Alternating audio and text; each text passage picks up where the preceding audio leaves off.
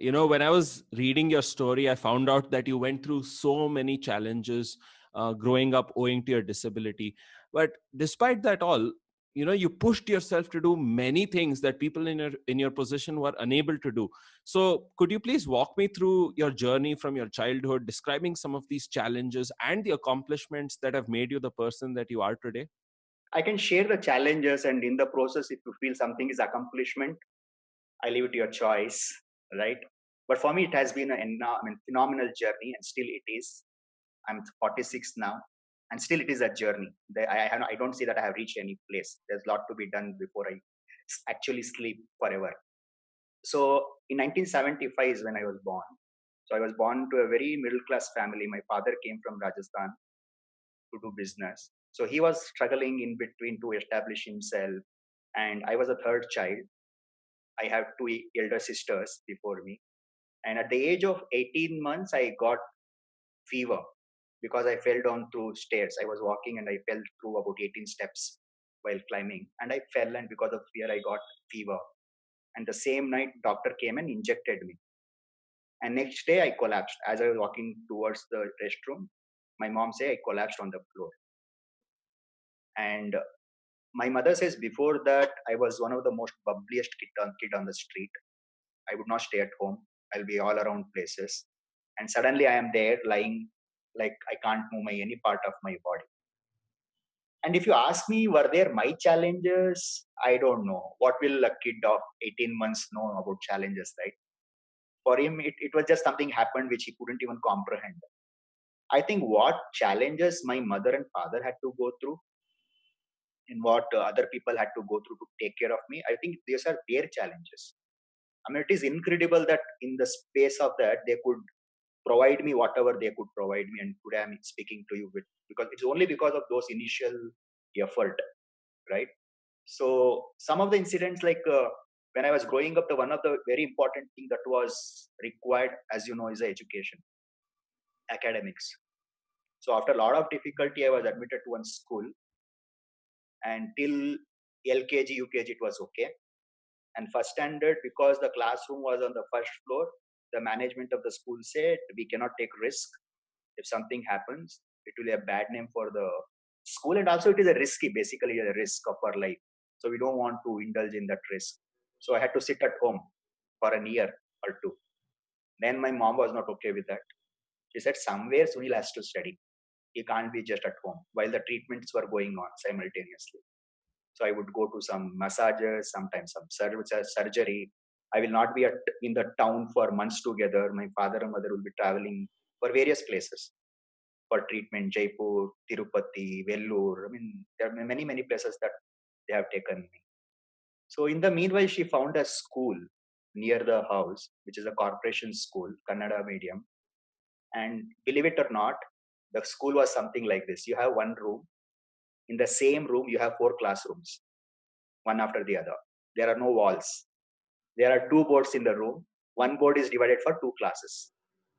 So I am sitting in the first class. I don't know whether I'm studying first class or fourth class, right? I mean, that's the environment grew up. And I would not attend school like I would attend one day a week, or sometimes months together. I would not go to school. But somewhere I don't know from where I got this uh, ability to comprehend things. I would understand very fast. And I've been topper throughout my schooling career. I have been topper. Then I completed somehow my primary school in Kannada medium. Then seventh standard completed. Then I got into high school. So I got into high school, which is an English medium. All along I was in Kannada medium, and suddenly you go to English medium. There are people speaking in English, and you land up in some alien world, right? And I'm so scared. I don't even know ABCD, to be frank, at the stage. So what happened was, one of the English class came, and teacher came into the room, and she said the way she will teach is she'll ask us to read the book. And I was shit scared. I was praying that my turn doesn't come, but you can't avoid it. The turn came.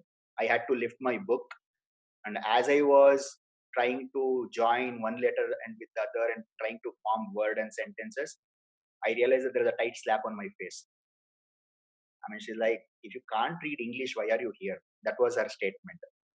And I had nothing to say.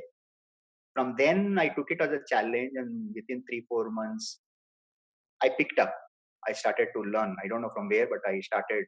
I was like a crazy. I would read anything that is given to me in English. I sit, read, see news channels, and do many things just to understand and know English. And there also, I picked up. I went on to be the number one student for the school from there also. 10th standard, I completed being topper in the school. I got about 95% in SSLC.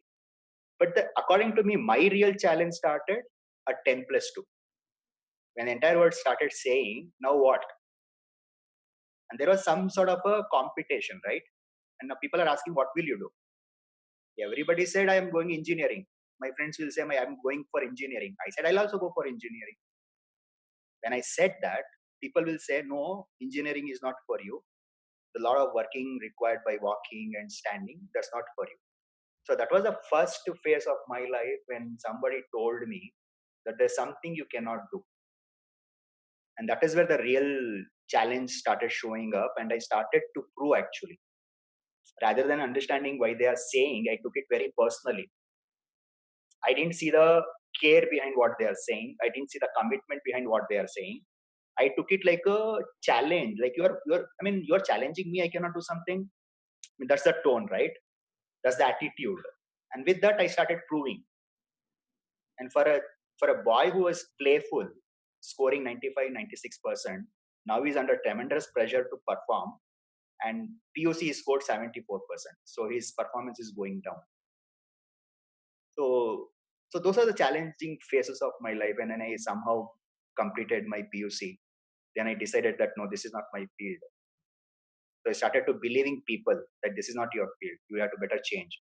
So I moved to commerce, went on to become a chartered accountant. Even during chartered accountancy, you know that you have to undergo articleship. Now, it was challenge to convince people that I can also get trained practically. Many would say, don't worry, sit at home. Somehow you'll get the certificate. There'll be some chartered accountant who's kind enough to give you a certificate. I was like, no, I don't need that. I need to practically work and get trained. What's the use of not getting trained and just to be a chartered accountant? That's where I came from. So it was another challenge. So once you got into articleship, the next challenge was to actually get the work. Like you were made to sit in office for months together on a desk, thinking that you can only do desk job, not move around. That's another challenge. Then I had to keep on creating relationship with people, right? It was a constant challenge.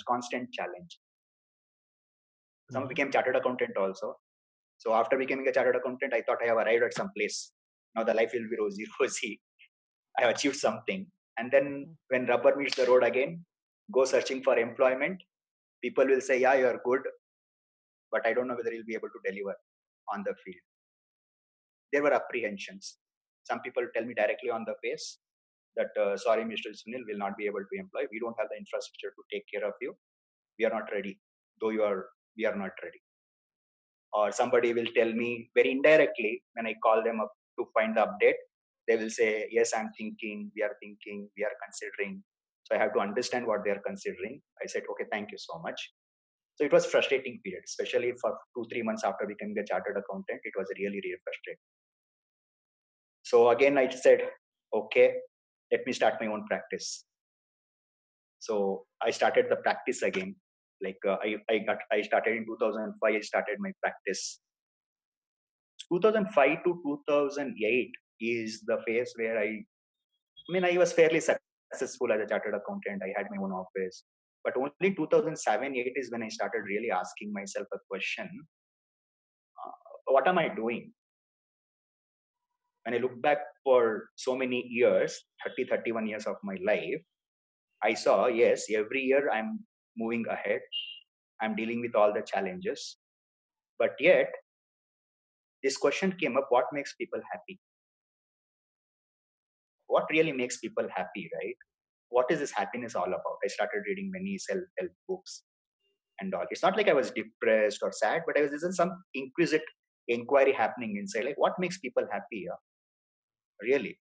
I see people, I have interacted with people, I know people who have tons of money, perfect body, the dream relationship, But if you speak to them honestly, till they say, no, man, there's something else is there, something is missing, something is missing.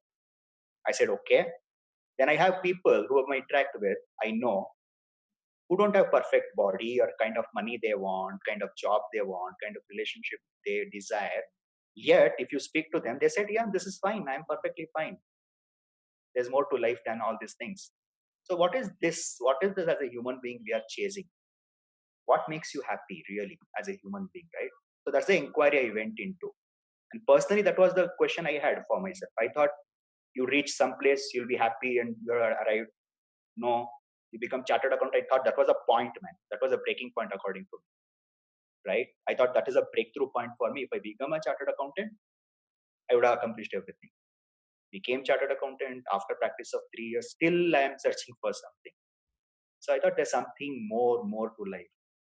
So these are some of the challenges, and challenges are varied. Today also there are a lot of challenges, but those challenges are not personal challenges.